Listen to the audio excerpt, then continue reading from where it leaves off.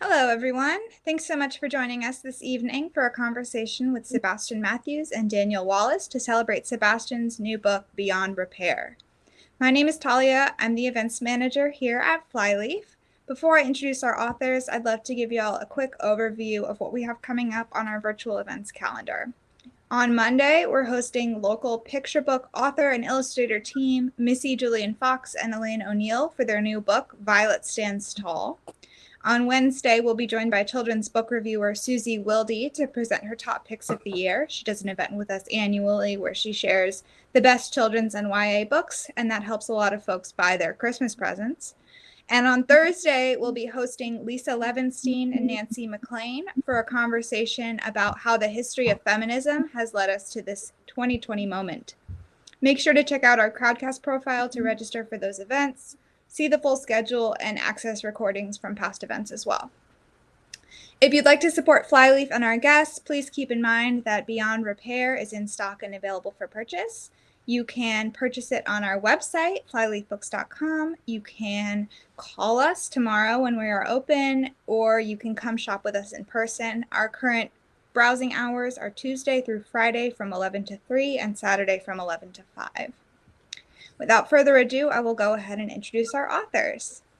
Daniel Wallace is the author of 6 novels, including Big Fish, Ray in Reverse, The Watermelon King, Mr. Sebastian and the Negro Magician, The Kings and Queens of Rome, and most recently, Extraordinary Adventures.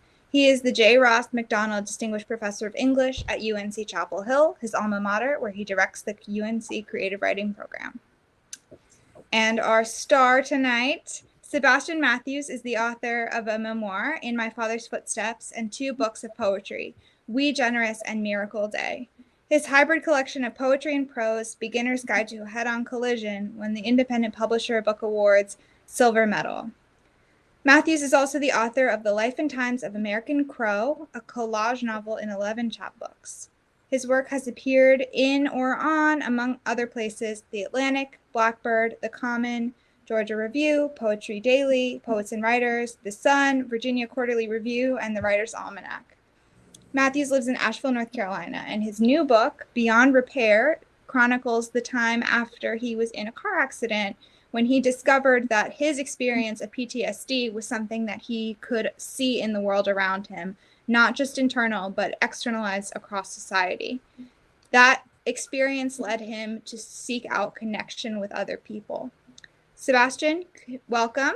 Can we hear a little bit about your book? Well, thank you, Talia. That you did it. That was perfect. I was going to try to explain how this book is set up, and you did it just right. So thank you for having us, and Flyleaf, and Daniel, thank you for joining me.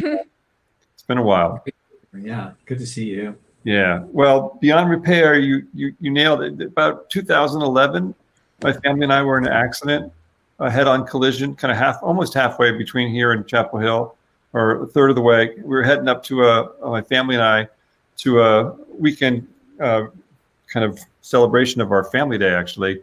And we were hit by a man who had died of a heart attack head on, and he came across the lanes and hit us. And, it was, my wife and I were really messed up. My son actually got through it pretty well physically, but over time, he also struggled with his own stuff. And it took about 3 years to really come back as much as we could. And when I kind of assumed that I was back, 2014 or so, I realized that, well, I'm really struggling with PTSD, or trauma or whatever you want to call it. And I had to go back into some therapy. Driving became difficult. I was triggered a lot, getting pissed off. And so when I started to try to get back into the world as a teacher and a writer and going out and doing things in the world, I found I was really struggling. And it took a while to realize that maybe the world around me was also in a different place than it was when I got hurt, or in a more extreme version. And so I took it upon myself to kind of like having a project to try to make myself encounter people as much as possible out of my comfort zone. A, because I wanted to get back into the world, and I felt like I'd become a hermit, and it kind of, my life had been narrowed in a way I didn't like. But also, or B, I wanted to see if I could push myself into new zones and see if this idea of, like you said, a cultural trauma was really happening. And I think now we can see it really clearly. But in 2014, I was telling people about it, and they thought I was just kind of being paranoid, and I didn't even really know what could distinguish between the two. Like I was having these encounters with people, and I was like, my wife was like, "You're just, just chill out, And but I was also thinking, yeah, but I don't know, something's going on. So that's kind of where the book came out of, and it's really set between 2014 and 2018. There's a lot of kind of end of Obama era, beginning of Trump era stuff in the book. There's a lot of issues around race, a lot of me looking. When I just decided to encounter people, one of the things I encountered was I had to deal with my own privilege. I had to deal with a lot of my own stuff, my own bias, and that was a challenge. And so I began to back up and try to do some reading and do some reapproaching what I thought my place in the world was. And so there's some of that. And so what I thought I'd do is just read you. They're short pieces. They're a set of encounters, so 1 to 2 to 3 page pieces that go essentially from that 4-year period from 2014 to 2018. And if you'd like, I'll just read for about 10 minutes, 11 minutes or so. I'll read you some pieces that'll give you the sense of the book, and then Daniel and I can kind of break out and start talking a little bit. This first piece, I'm kind of going to go through the book relatively in chronology. This is one of the second piece in the book. It's called Determined. I'd been talking to friends about this book recently in Asheville, and they point out, "Oh, I'm so glad you read about that woman who's walking around, who always walks down the road," or "I'm so glad you talked about that guy Bobby at the bar. I know him." So I'm going to read some of those because I feel like, it's nice that my friends in Asheville know what I'm talking about in some ways. This is called Determined. She is famous among those who pay attention, famous for walking back and forth along tunnel and river roads. She roams as far out as Beatree and far into town as the Asheville Mall, maybe further. That's at least a 10-mile range. You can see her striding along the edge of the road most every morning, again in the afternoon. There's something about the sight of her on the side of the road that hardly anyone dares to walk. Handbag clenched to her side, blonde white hair cut in a wedge atop her head that you find strangely affecting. It's hard to tell exactly, but you'd say she's in her early 60s, tall, spine straight. Once in the heavy rain, you pulled over and asked if she wanted a lift. She didn't look at you, her face hidden, a quick shake of her head in the negative. You've heard this is the case for other people who have tried to lend her assistance. Is it fierce pride? Necessity? You never see her looking weary or exhausted. Even when she's moving slow, there's a steadfastness demonstrated in her gait, a one foot then another brand of doggedness. Often she's almost speed walking, her free arms swinging out jauntily, stride elongated a couple of notches. And in those moments, she looks almost happy, as if she becomes her fullest self inside her strides. You assume she's going to work, maybe at one of the big box stores, though lately you've come to believe she never stops walking, like the mythical shark that never rests, that maybe she is making that loop endlessly, from the mall to home, home to mall, or maybe there is no home, or she never makes it to the mall. Maybe she is doing it for those who notice such things, who have come to believe she is conveying something of the utmost importance. I haven't seen her around in a while. A lot of folks haven't, and I'm a little worried. Or maybe she's got in the car. Need work. My son Avery, who was 8 at the time of the accident, 11 at the time of the beginning of this book, and is now a senior in high school, is he's a character in this book, and he really kind of holds me accountable, and in some ways kind of helps me, becomes kind of almost a parental figure for me as I kind of come out of my own struggle. And so I'm trying to parent a team and also keep my shit together. So this is an early piece called Need Work. He's probably like 13. When I see the white-haired gentleman standing on the Meridian Strip holding a cardboard sign, I instinctively reach for spare change. I normally keep dollar bills in one of the dashboard cubbies. Good luck, I say. God bless, usually the answer. But today, no spare bills, no loose quarters. So I roll down the window anyway and smile at the man. Nothing on me today. The first time he saw me do this, Avery asked why I bothered to say anything if I didn't have any cash. He's a savvy kid, especially around money. Everyone needs encouragement, I said, hearing the sanctimony dripping off the words. I tried again, and no one likes to feel invisible. I nod, and Avery was back on his phone. After a moment, I nod, and Avery was back on his phone. After a moment, he looked over with a smile. You do this because it makes you feel better. On the meridian, the man hasn't moved. He goes on to say, without turning to look at me, I don't like doing this. My people don't do this. The man bristles with pride and an anger that seems ready to tip into a humiliation he's just as determined to fight off. I nod, watching a cop drift past a small caravan of homeless men and women. At least it's good weather. It's his turn to nod. The light flips from red to green. I've decided this is my last day. I look at his sign and see he isn't asking, as I assumed, for money. He glances over once, then turns his gaze off into the distance, readying himself for the next shift of cars. I can't do this anymore. You'll get there, I say, not sure what I mean by there. A light honk from the car behind me and I drive on. Okay, a little further on, this idea of invisibility from a different point of view, from privilege, invisible, in particular white privilege. He looked to be in his mid-60s, compact build, a designer baseball cap tied in his head, beard close cropped, clutching his smartphone in his right hand. It was 8 a.m. and the guy was wearing sunglasses. I thought at first he was talking to himself in a quiet mumble, but he had an earbud in, and judging by the few words I could make out, stocks and downside, he was doing business. The woman behind the register greeted him and rang up his breakfast. He either didn't hear her or just ignored her. I watched on as she visibly bristled. The man kept talking, and when she told him the amount, drew out a considerable fold of bills, pulling out a crisp 5 and 2 singles. All the man's movements were slow, deliberate, controlled.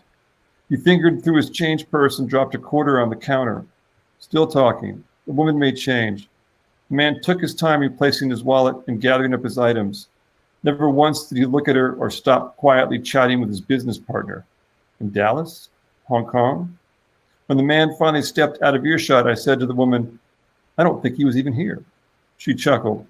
I try not to take it personally when they talk on the phone, but it's when there are people behind in line that it gets to me. The woman looked after the man, then back at me.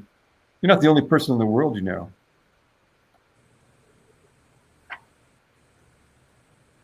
I'm going to read a little bit longer piece. Well, actually, I'll read one more, then I'll read that, and I'll finish with a little longer piece. This is called Improvise, and it's set in Asheville. A lot of these pieces are set in Asheville.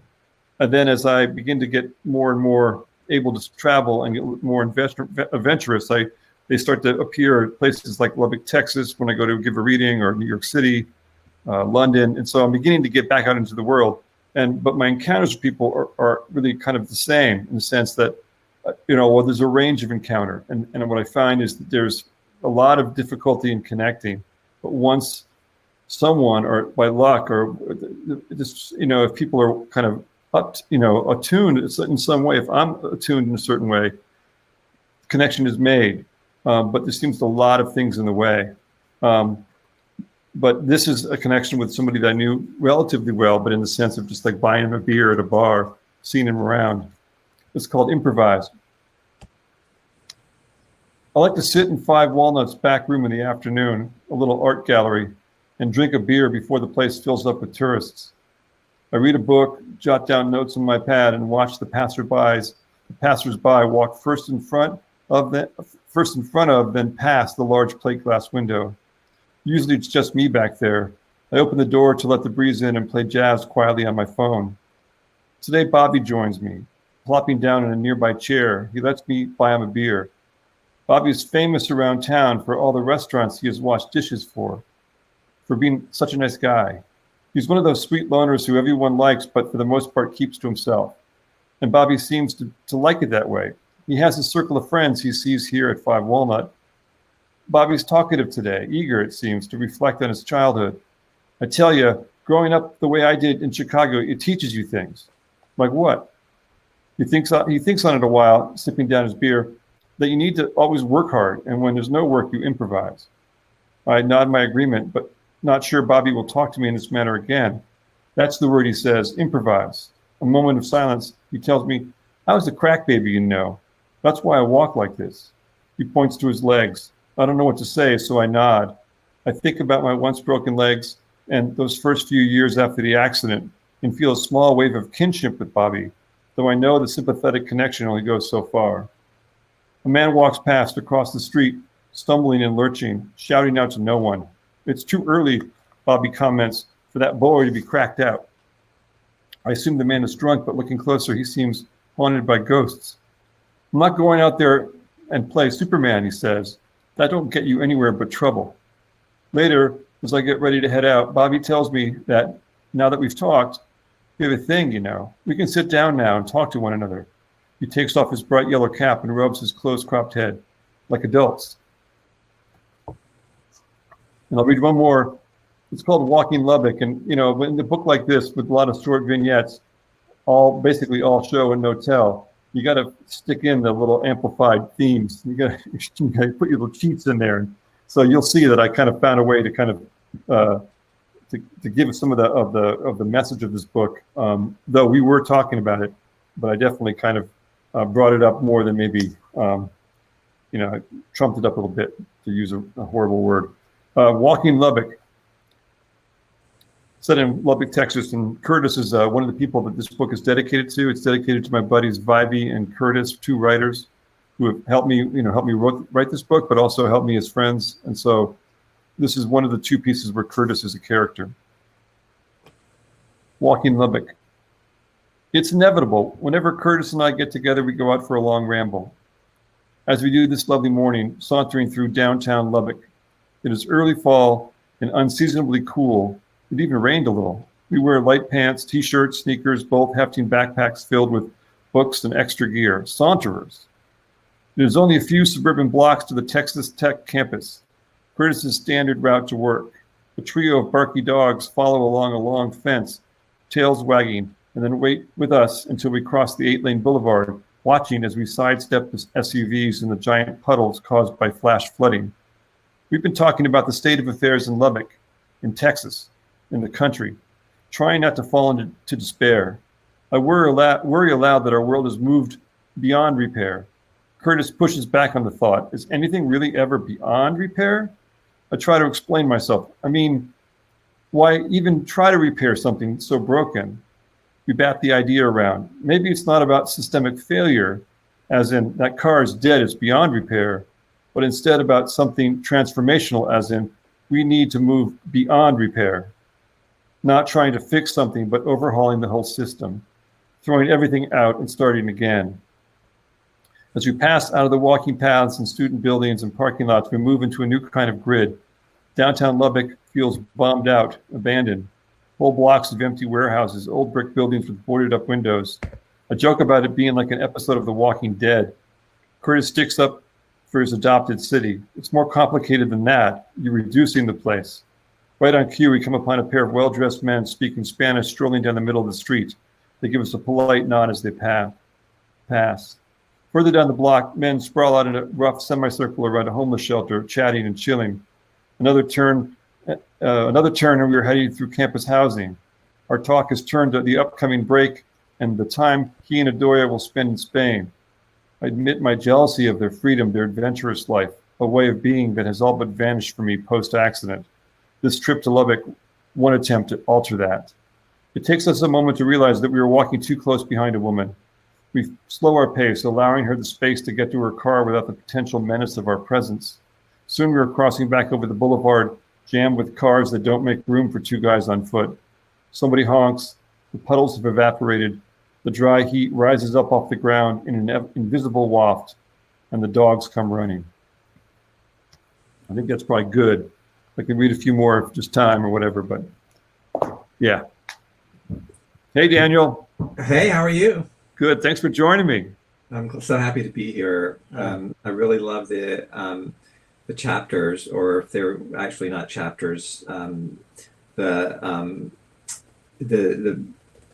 parts of the book that you decided to read. I think, especially the last one, it did segue into something that I wanted to talk about, which is this idea of repair, which this book is really eerily well positioned, to talk about the world as we were living in it now. And as I was reading it, it almost felt like torn from the headlines, and really sad. sad ways. As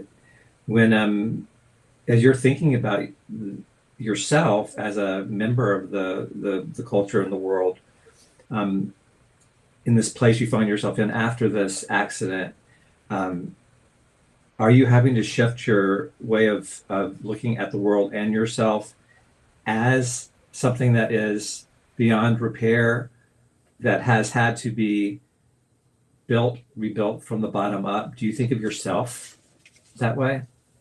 As someone who needs to be part of that building up? Or has rebuilt themselves from the bottom up? Or have you repaired yourself in a way that is beyond repair, that is a reinvention? It's not something I touch upon. I'm really glad you asked that directly in the book. I think I tried to write about it in that book before, this book called Beginner's Guide to a Head-On Collision. It really addressed that accident. And you knew me before the accident, and we haven't really spent much time at all since. I feel like a very different person. I really don't like the guy I was before that time in some ways, though I'm glad he got me here. But I do feel like I've been rebuilt, or kind of that the accident radically altered me, and the effort that I had to take to get back fully into my life with my family and my friends and recalibrate what I was going to do as a teacher and a writer. I had to change. I had to rethink everything. Yeah. So I do feel, I don't know if that's what you're asking. But what I also feel is that, and I think only a few beats before a lot of white folk, progressive white folk, but definitely a few beats ahead of people, I started to have to look at some of the things that we're all looking at right now after George Floyd. And I started reading deeply and interacting with people who were strongly anti-racist and really doing some of that work. And I realized, wow, I really have a lot to learn. And I have to, and I reading Citizen when it first came out, the idea of, I knew about microaggressions, but when I began to really explore what that meant, I really began to realize that it applied across culture, that when there are lots of misunderstandings going on around class and race and subcultures, and if you're not aware of them, if you don't care about them, if you're not paying attention to them, you're missing a whole bunch, and your access to things is really shut down. And I felt like, wow, so culturally, I feel like, yeah, this is a place that needs to rethink how it approaches things. So I think I've wandered from your question. As one always should from a question. Yeah. Wander as much as one possibly can.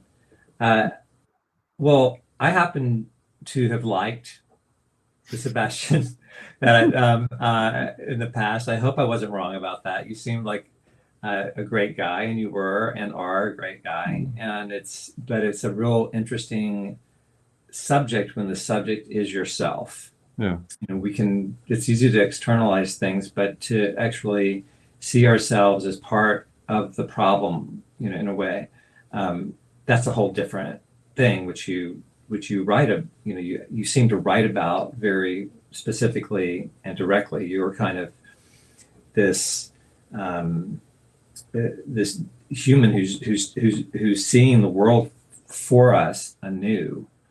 But the thing that's interesting to me as a writer, because there is that you as a writer have to be able to coherently, articulately, and artistically say these things. You have to be able to show us what it's like. And what I want to ask, the question, I actually do have a question, is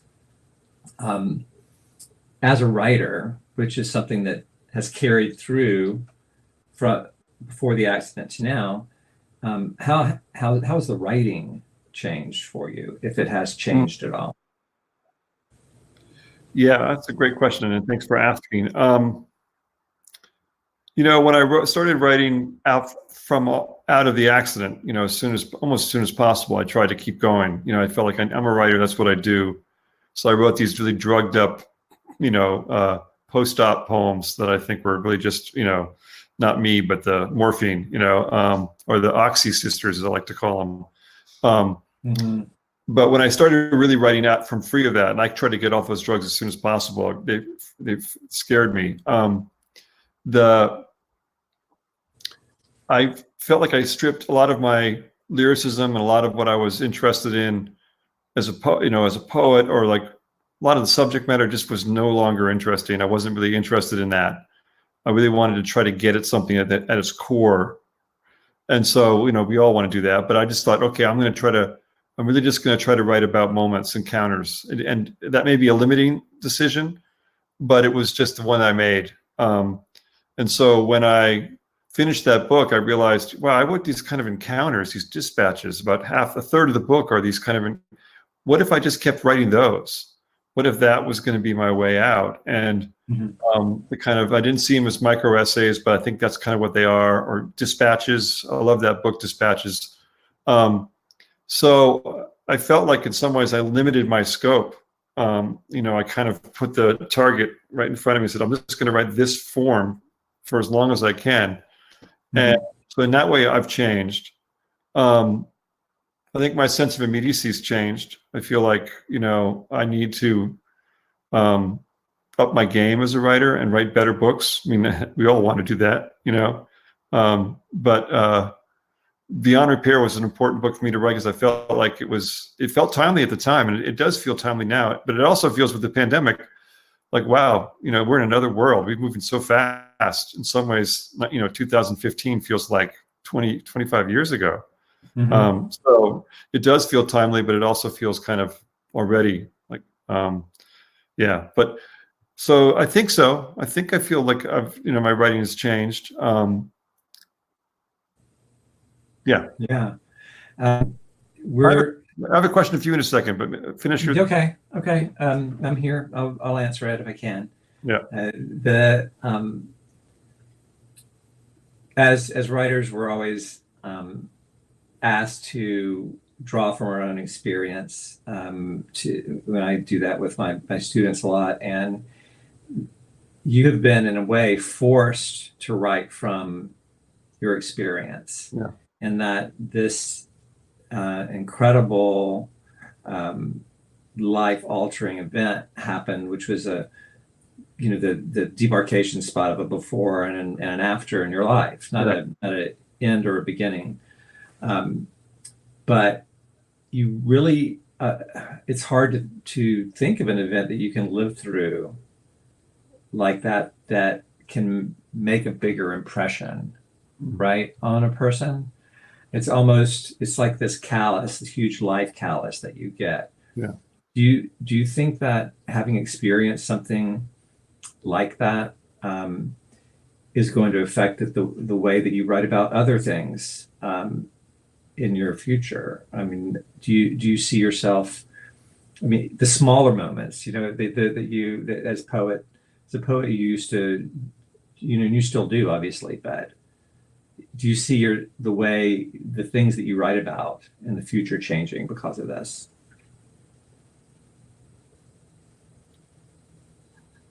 Yeah, yes and no, I think. This is a side answer. Just way to answer this. I've been working, and Talia mentioned it, for years and years now, really ever since my boy was under a year old. I had this idea for a novel called The Life and Times of American Crow. And I worked on it, and you know how it goes. I wrote like 400 pages, and 200 pages got cut, and I went on this huge tangent, and it wasn't very good. And then I kind of realized, oh, I think I got something here, but I need to start making artwork to do it. And I do collage art, and so I think I know how to answer your question. This is the way to answer it. And so I realized, okay, I got to stop writing for a while. And I got to make collages in the persona of this kid.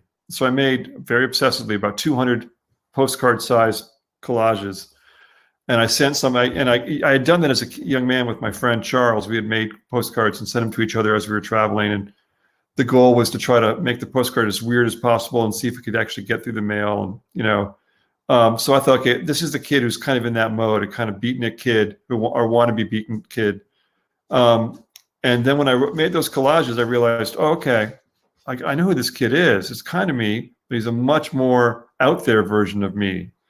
And so I decided to start using my old journals and collages when I was 18, 19, 20 as a kind of starting point, and starting to use them to have this kid tell his own story. And the idea is the kid either had committed suicide or disappeared, kind of a la, Weldon Keys.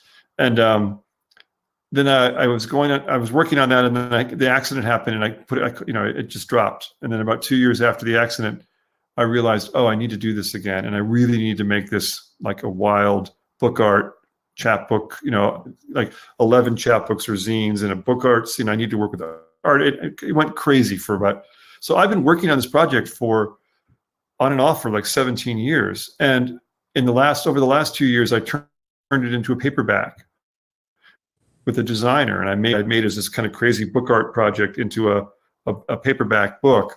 So what I'm getting at is, I feel like I'm a hybrid artist now, a hybrid writer, and it's going to make me even less, I'm going to even sell less books than I am now. I'm committing myself to a very certain path, but it really is truly what I want to do.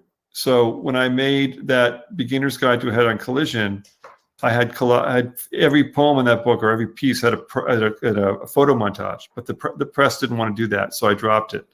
The American Crow is completely a collage book with photographs. The whole book is typed in a typewriter. I typed it on an 8-pound typewriter, and so every page is a typewritten page. So for me, and then this book has my photographs in it, and that's for me a big deal. It had, the cover has the photographs from the book. The original book had about 80 photographs in it, and I began to whittle it down. And I'm really happy with just the 7 or 8 that are 10, that are in there. But with the headlines at the center of the book and the quotes, I see this book as a hybrid book too. And it's not, so the answer to that question is, I think I came out literally I'm now a hybrid. Yeah.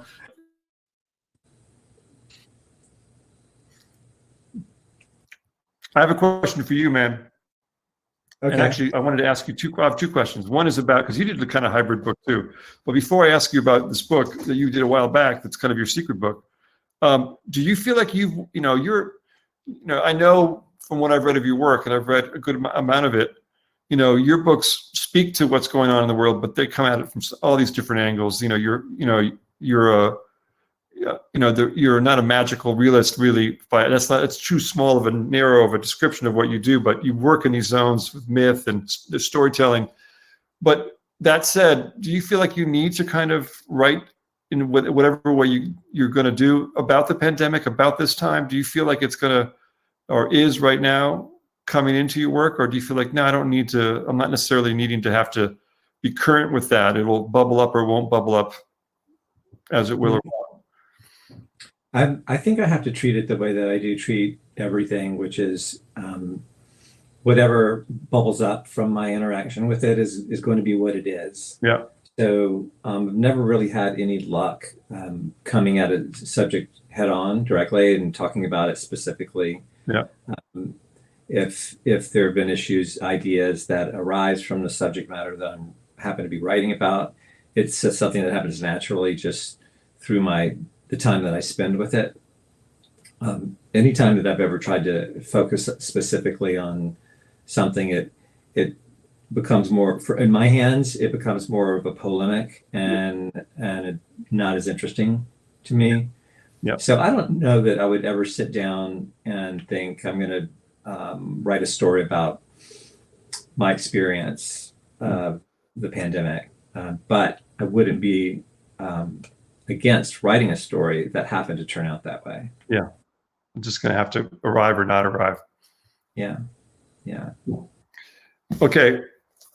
I am so proud of having this book. I'm not sure how many people have it in the world, but it's called Oh Great Rosenfeld. Rosenfeld, yeah.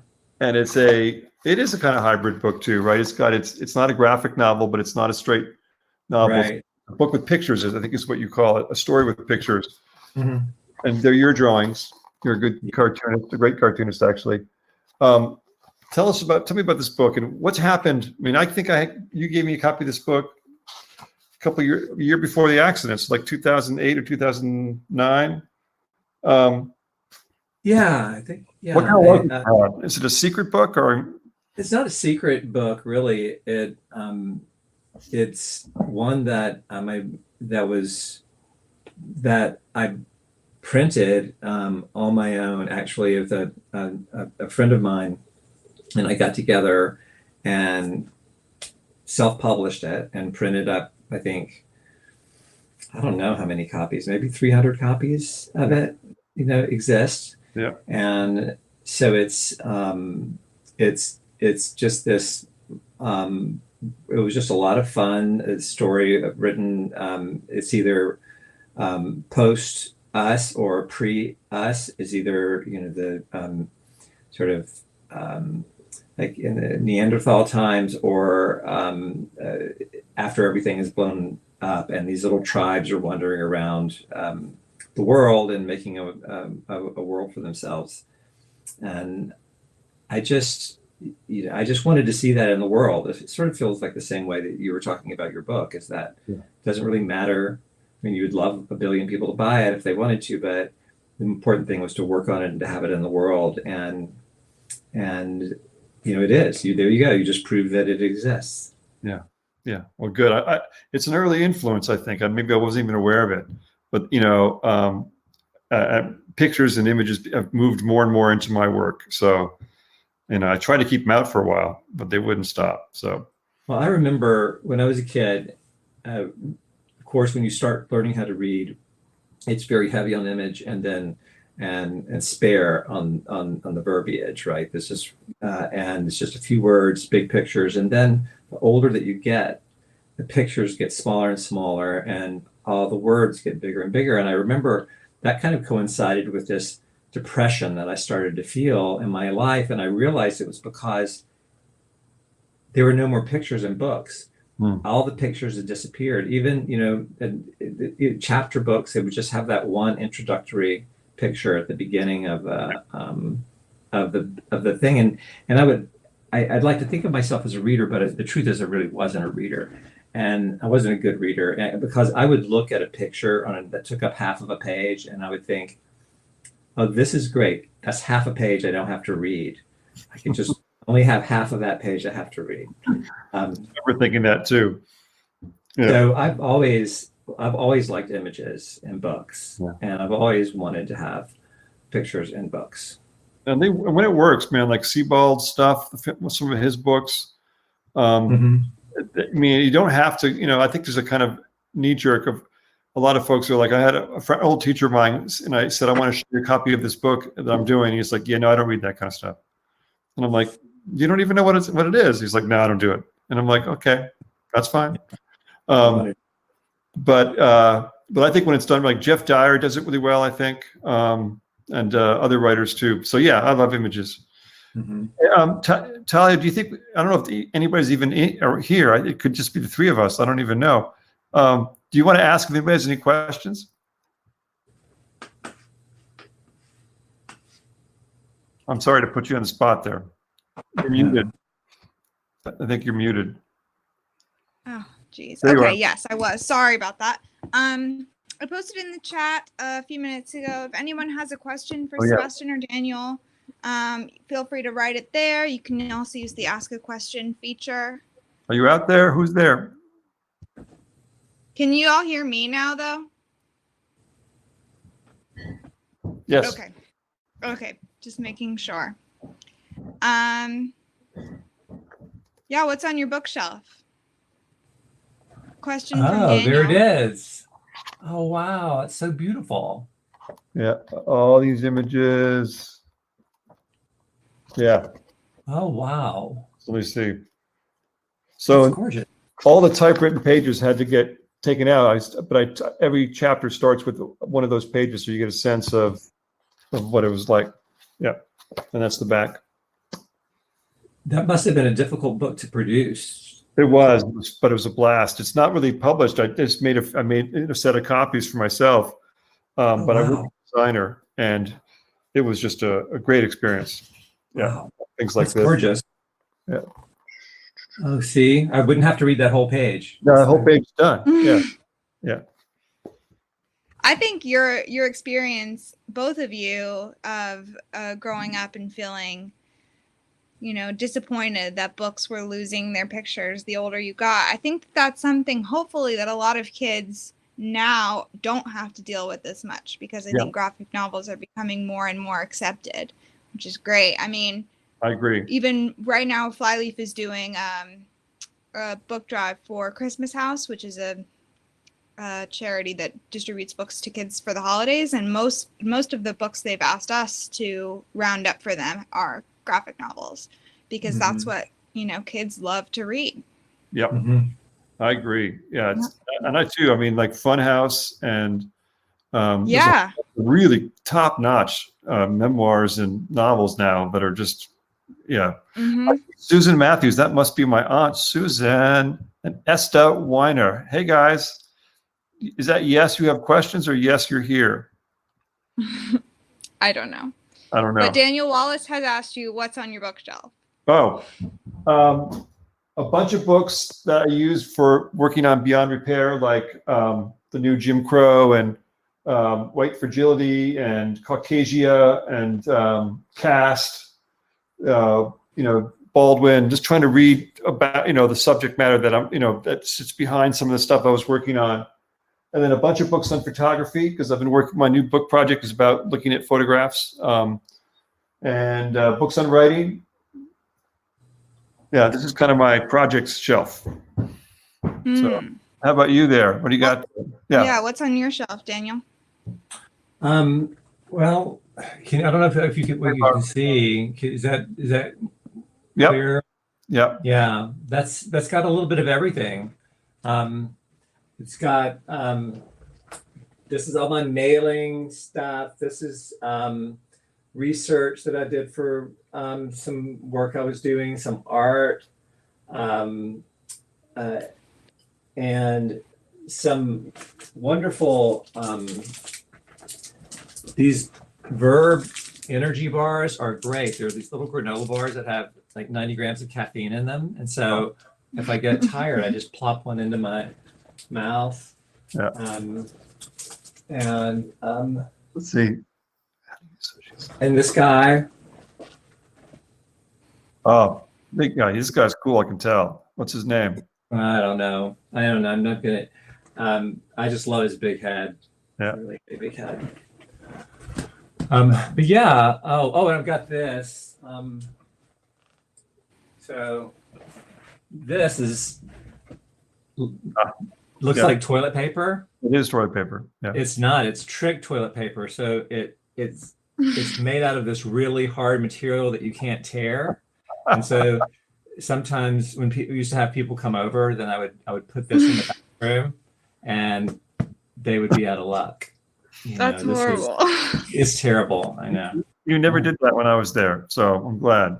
Now I ruined it. Yeah. You can't do it next time you come. I see. I have a question here, Susan. How do you associate your collage with your text? That's a good question. For me, I guess I put them together. I'm not sure that's a dumb answer to that, but I also see collage as a technique in writing.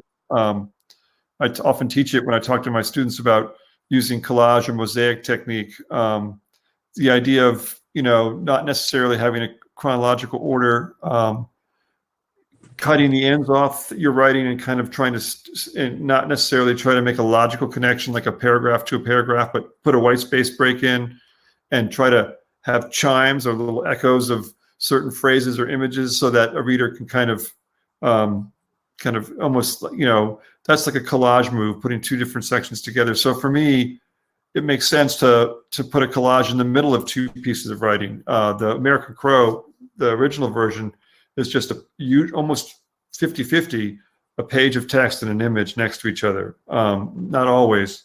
And so for me, I wanted the text and the collages just to bounce off each other. I think that's, is it? Yeah, she says, as a representative of the text. Oh, I see what you mean.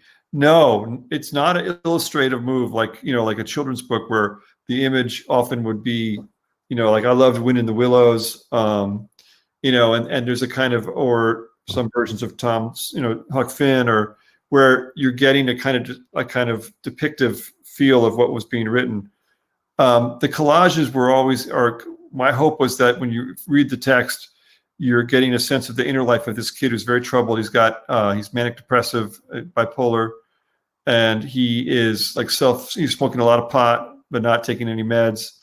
And so you're getting a real, very streamlined sense of who he is by what he's writing, but his collages are much more free and kind of, if you look at them, you might get a sense of who this kid is by just looking at the images. So I see them as more of another way of looking at the inner life of this kid. So they're connected, but only loosely connected, and they're not like a one-to-one thing.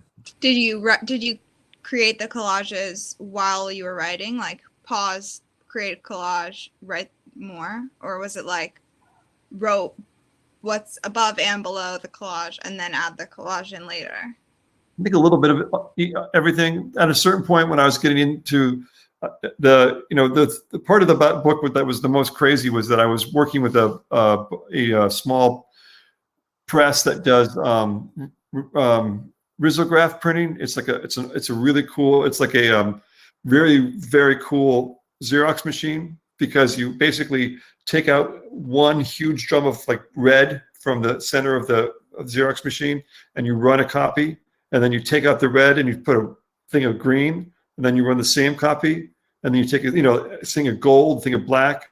So you create the image over like 5 passes. And so she and I were working on this project, and I was giving her typed pages and taking photographs of them. And so there were times when I need a collage here. So I'd make a collage, or I'd take an old collage and retrofit it and put it in. And I was also writing to kind of fit the schedule. So yeah, it was kind of like a strange deadline kind of thing. And that was fun. Yeah. Crazy. So it's more of your personality. Yeah, go ahead. It sounds like the process itself was kind of a collage. Yes. Yeah. And actually the working with somebody made me realize that I had to have a character who was helping this young man put together the books. And the character became a major part of the book. So I wrote in a new character because of the relationship with having a printer working with me. So very interactive. And that's also collage, right? That's also jazz. It's improvising. You make it up as you go, for better or for worse. Yeah. Mm-hmm. Yay. Thank you, guys. Hey, Esther and Barbara, look at these people. These are some of my favorite people right over here. Any other questions tonight before we wrap up? Yeah, we're almost there. Daniel, what else you got? What's your new project? I'm not going there. They'll take we don't have enough time. We don't have time. And sometimes you don't talk about it, right? It's like I'm totally We'll schedule it. Talia, we'll schedule another hour with you. This is like with your psychiatrist. Yeah. I'm going to schedule another hour on my work. Now that we know that your Crowdcast works, I'm happy to schedule anything with you, because at least I know it's a sure thing. And we get to stay where we want to be. So, but I wanted to just, how much time do we have? A couple minutes or what? What is the deal? Yeah, whatever. Yeah, I just wanted to ask you, Sebastian, is because we both write about our fathers, yes, right? And you, and there are a couple of things. Your dad was a musician. He was a writer. You're a musician, a writer. More of a lover of music, but yeah. But you're into music. I mean, you're very deeply engaged in music. And I don't think we've ever talked about it. As I think that my progress through the world would be different had my father been a writer. I don't know if it would have been any better or worse, honestly. But and of course, your dad was 55 when he passed away. Yeah, on this day, actually. Yeah, November 12th. Yeah, he was born on November 11th. So yeah, Esther and Susan know this well. This is a kind of usually a very charged time. Sorry to bring that up. Yeah. It's just like I had. Yeah. So I mean, the writing and I mean the fact that you are here. You're you survived.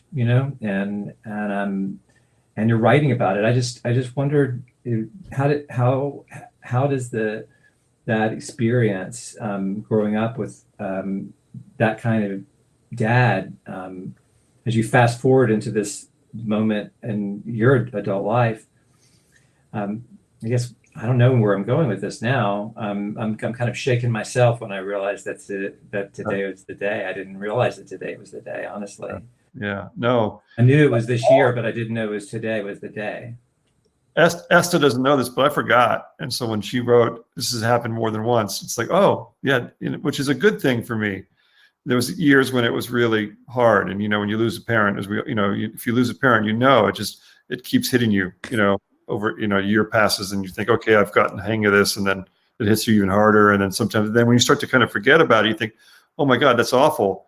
But there's also a sense of like, yeah, maybe I'm a little bit freed from this, this kind of mode of being tortured by it. I was lucky, and this new project I'm working on is actually with my stepdad, my other dad, who's a photographer. My mom's a poet. Susan here is a dancer. My brother's a musician and an artist. I feel like I was lucky to grow up around artists and teachers. That's what I've been really thinking about more and more. And my dad said that to me soon before he died. He said, we are a family of writers, artists. And then he added, and teachers. And he was very proud of being a teacher. And I don't teach as much as I used to, but I'm proud of being a teacher as well. I just feel like I have this kind of goofy idea of gringo griot. The idea of griot, it's like a West African culture of musicians, like a very specific, like, if you kind of were raised this way, and when it was at its core, it was like a wandering, you also were traveling. But I see it as broadened the idea of a gringo culture is like the artist caste, or class. And so the gringo, the kind of white man's griot, I feel like I'm proud and happy to have been born into and was raised in, and then have kept up that whatever, that way of living, because I can't imagine it doing anything else. I'm ruined. I can maybe go back and make really good lattes again. But other than that, I really don't think I have much more any skill. So, yeah. So, but to answer your question specifically, I'm sitting here. If you look over here, the other bookshelf is all poetry books. It's a whole wall of poetry, and about 2/3 of it was my dad's poems, his books from his shelf. And so I inherited loving to read and loving poetry and loving jazz and music and food. So he gave me so much. Yeah.